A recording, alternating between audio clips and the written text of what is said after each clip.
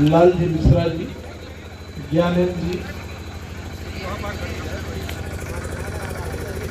हमारे बड़े भाई कंचन त्रिपाठी, उपस्थित सभी करकेली के सम्मानित जन, युवा वर्ग, हमारा मीडिया के भी सभी लोग, मैं सभी लोगों को सादर प्रणाम करता हूँ। बहुत समय हो गया, 2 घंटा 3 घंटा से भाषण चल रहा है, बात उतनी नहीं।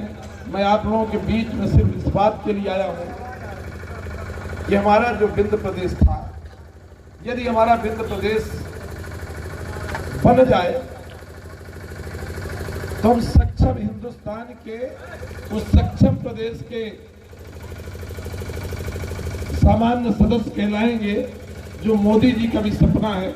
मोदी जी चाहते हैं कि जो हिंदुस्तान है वो आत्मनिर्भर हिंदुस्तान बने और समृद्ध हिंदुस्तान बने। तो हमारा ये विंध्य जो है आत्मनिर्भर और समृद्ध विंध्य बन जाएगा। और ये विंध्य प्रदेश कोई नई मांग नहीं है, ये विंध्य प्रदेश था तो विंध्य प्रदेश हम जो हमारा पुराना था वही हम मांग कर रहे हैं। अटल जी कहते थे कि छोटे राज्य बनेंगे, राज्य का विकास होगा। शकील भाई भी तमाम चीजें आप लोगों को गिना दी है, नदियां, तालाब, शहडोल, उमरिया, नूरपुर, वो कोयला का भंडार है जो पूरे हिंदुस्तान में जाता है। हमारे रीवा में सौर ऊर्जा का वो प्लांट है, एशिया का सबसे बड़ा प्लांट, जिससे मेट्रो ट्रेन दिल्ली की चलती है।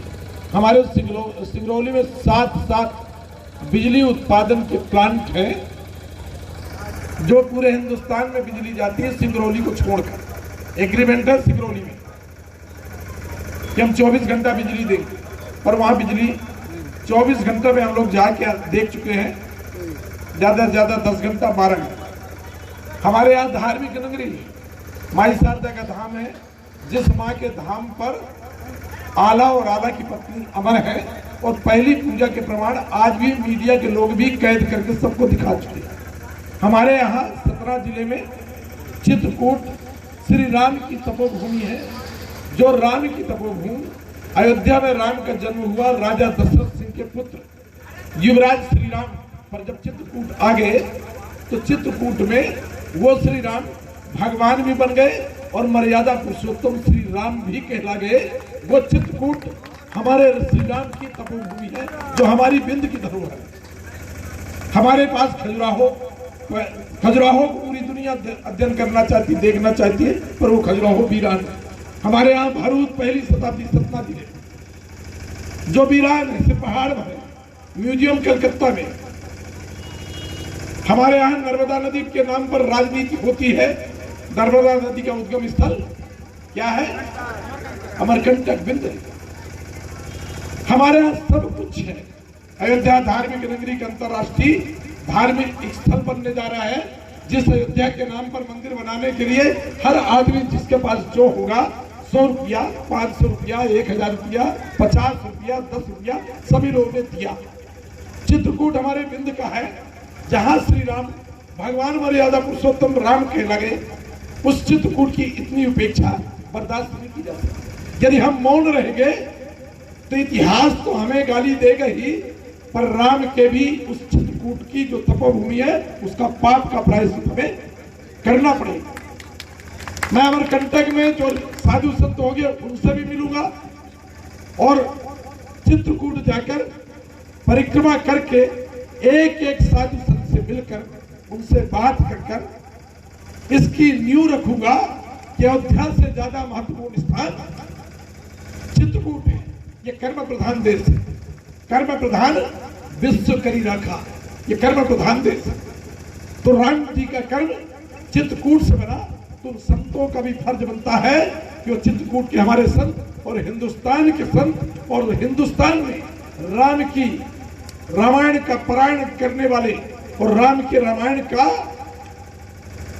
प्रवचन करने वाले जो हिंदुस्तान के तमाम साधु संत हैं, उनको भी प्रणाम करते हुए उनसे भी बात करूंगा कि चित्रकूट अयोध्या से भी ज्यादा महत्वपूर्ण स्थान है। उस चित्रकूट को इस तरह उपेक्षित नहीं किया जाता। ये हमारा विंध्य है, हम कोई भी बात नहीं मांग रहे। हमारा विंध्य तमाम चीजों का बंटवारा होता है, घर का बंटवारा होता है। पहले 4-5 भाई होते थे, एक भाई कमाता था, 4 भाई सोते थे। और खाते रहते थे कि चलो एक भाई कमा रहा है। जमाना बदल गया, जमाना बदल गया। 4 भाई है तो हर भाई चाहता मेरी पत्नी भी कमाने वाली मिल जाए। ये दौर बदला। जब हमारा रायपुर छत्तीसगढ़ बना तो लोग कहते हैं कि छत्तीसगढ़ का क्या होगा। छत्तीसगढ़ को जाके देख लो कि मध्य प्रदेश से ज्यादा तरक्की कर गया। हमारे पास तमाम संसाधन होने के बाद हमारे जो टैक्स का पैसा है, वो टैक्स का पैसा हमारे इन क्षेत्रों के विकास के लिए नहीं लग पाता। वो टैक्स का पैसा इंदौर जाता है, वो टैक्स का पैसा भोपाल जाता है, वो टैक्स का पैसा ग्वालियर जाता है, सागर जाने लगा। इस साल बनारस भी चला गया। हम लोग क्या करें? मुंह दर्शक करें? कब तक दे चुप बैठे रहे? हमारा भी फर्ज बनता है। कहते हैं जिस देश जाति में जन्म लिया बलिदान उसी पर हो जावे। जननी जन्मभूमि से स्वर्गादपि गरीय। ये जन्मभूमि हमारी बिंद है। इसके लिए हम कुछ नहीं करते, इसके पाप के भागी होंगे। हमारी जो आगे आने वाली पीढ़ी होगी, तमाम नेताओं को जब गाली देगी तो मैं उससे बचने के लिए एक अलग लाइन पे आया हूं कि कम से कम लोग मुझे गाली न दे। मैं अपने इस जन्मभूमि का कर्जा चुकाने के लिए, बिंद के पुनर्निर्माण के लिए आप सबके बीच में आया हूं। मैं सबसे प्रार्थना और निवेदन करता हूं, हमारा बिंद जितनी समय बनेगा तो हमारे यहाँ का जो गरीब मजदूर है, जो मजदूरी करके पेट का भरण पोषण करता है, जिनके नाम पर भाषण चलते हैं कि 1 रुपया किलो गेहूं, 1 रुपया किलो चावल देंगे और परिवार पालेंगे। 1 रुपया किलो गेहूं चावल में 1 महीना में 5 किलो का तौल दिया जाए तो 3 साढ़े 3 किलो बचेगा। अब वो 3 साढ़े 3 किलो में क्या महीना चल जाएगा? महीना चलेगा क्या? हम उस तरह के भिखारी नहीं बनना चाहते। मैं विश्वास दिलाता हूं, लिखित ले लो, आप हिम्मत कर लो, ये बिंद प्रदेश बनाओगे आप लोग। बिंद प्रदेश नेता नहीं बना सकता। नेता भी चारा है, नेता कमजोर है, नेता धंधेबाज है। नेता बनने के बाद पेट अपना घर परिवार चलाता है। वोट आप देते हो, वोट देने के बाद वो नेता बनेगा। इसके बाद धंधा व्यापार बिजनेस सब कुछ आपके दम पर नेता सिर्फ अपने धंधे व्यापार में रखता है। वो कैसे दल के विरोध में बोलेगा? उसको टिकट की चिंता है, दल की चिंता है, क्षेत्र की चिंता नहीं है। क्षेत्र के बारे में कौन बोलेगा? मेरा आप सबसे निवेदन प्रार्थना है, यदि आप चाहते हो कि बिंद बने तो बिंद 100% बनेगा 2-4 साल के अंदर। पूरे हिंदुस्तान में तमाम स्टेट बनने वाले हैं। उत्तर प्रदेश में 2-3 स्टेट बनने वाले,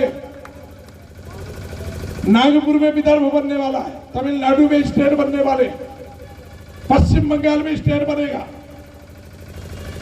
तो जब सब जगह स्टेट बना रहे हो तो हमारा बिंद हमें दे दो ना। यह क्षेत्रफल की दृष्टि से, भौगोलिक दृष्टि से भी बहुत बड़ा एरिया है।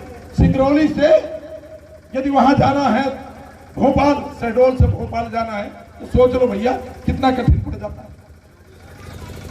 मुख्यमंत्री इतनी दूर को नहीं देख पाता। ऐसे लगता है कि हमारा बिंद वापस दे दो। बिंद बन जाएगा तो हर हाल में यहाँ की बहुत विकट तरक्की हो।